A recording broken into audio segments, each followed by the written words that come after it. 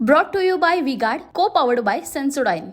महाराष्ट्रात चौथ्या टप्प्यामध्ये उद्या जळगाव जिल्ह्यातल्या जळगाव आणि रावेर या दोन्ही लोकसभा मतदारसंघासाठी मतदान प्रक्रिया पार पडत आहे आणि या मतदान प्रक्रियेत कुठलाही अनुचित प्रकार घडू नये म्हणून पोलीस प्रशासनाची नेमकी काय तयारी आहे हे जाणून घेण्यासाठी आपल्यासोबत जळगाव जिल्ह्याचे पोलीस अधीक्षक डॉक्टर महेश्वर रेड्डी आहेत। काय सांगाल सर, कशा पद्धतीचं उद्या बंदोबस्ताचं नियोजन आहे? देखिए, उनका काम है अफवाह से गर्मी बढ़ाना और हमारा काम है माहौल को ठंडा रखना। हमारा नेता कैसा हो जो माहौल को रखे ठंडा वैसा हो। अब की बार वी गॉट एयर कूलर का चमत्कार।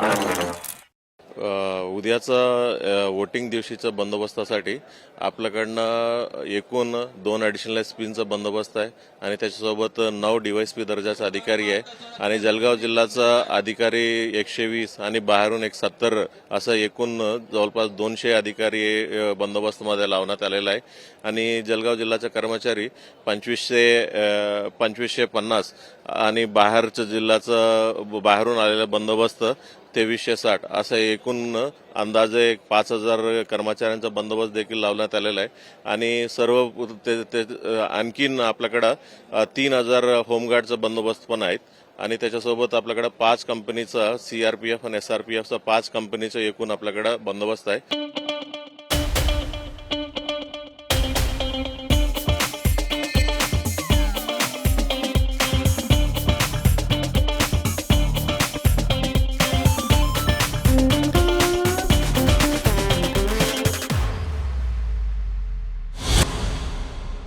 आज ईव्हीएम सोबत प्रत्येक ईव्हीएम सोबत आपला एक कर्मचारी आणि एक होमगार्डचा बंदोबस्त आहे। ते आता ईव्हीएम सोबत हे लोकांची पण रवाना होणार आहे।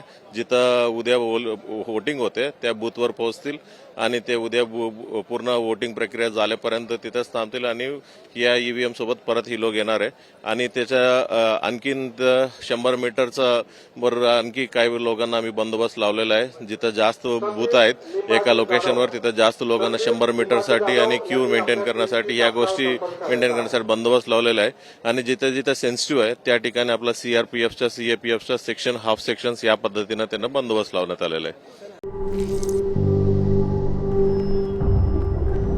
झिंझिण्यांपासून त्वरित आराम मिळवा सेन्सोडाइन रॅपिड रिलीफ बरोबर। नेमकं आपल्या पोलीस कर्मचाऱ्यांना मतदान केंद्रावर काय काय सूचना नेमक्या करण्यात आलेल्या आहे?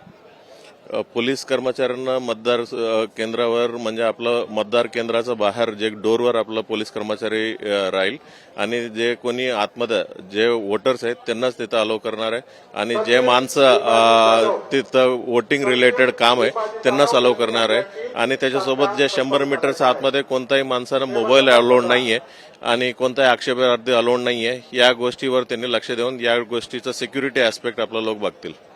काही ठिकाणी संवेदनशील केंद्र आहेत, नेमकं जळगाव जिल्ह्यात किती संवेदनशील मतदान केंद्र आहेत? क्रिटिकल म्हणून आहेत म्हणजे 1001 म्हणजे ते सर्व टेक्निकल गोष्टी आहे। कायदा सुव्यवस्थेची अनुषंगाने कोणताही क्रिटिकल नाहीये तरी देखील जिथं आधीचं कुठले कम्युनल किंवा कॅस्ट किंवा पॉलिटिकल फ्रिक्शन आहेत अशी ठिकाणी आम्ही निवडून म्हणजे 90 ठिकाणी आपला सीएपीएफचा अर्धा सेक्शनचा तुकडा तिथं लावण्यात आलेला आहे। तर हे होते आपल्यासोबत पोलीस अधीक्षक डॉक्टर महेश्वर रेड्डी। त्यांनी सांगितलं की एकंदरीत या मतदान प्रक्रियेसाठी संपूर्ण पोलीस बंदोबस्त हा ठिकठिकाणी तैनात करण्यात आलेला आहे। जळगाव जिल्ह्यातला 3000 पेक्षा जास्त पोलीस अधिकारी कर्मचाऱ्यांचा ताफा या ठिकाणी असणार आहे। तर बाहेरून सुद्धा सीआरपीएफ असेल, बीएसएफ असेल या जवानांचा पोलीस बंदोबस्त या ठिकाणी मागवण्यात आलेला आहे। एकंदरीतच उद्याच्या मतदान प्रक्रियेसाठी या ठिकाणी जिल्हा पोलीस दल सज्ज असल्याचं आपल्याला पाहायला मिळतं आहे। कॅमेरामन नागनाथ शिंदेसह Kishor Patil, TV9 Marathi, Jalgaon. Brought to you by V-Guard, co powered bye Sensodyne.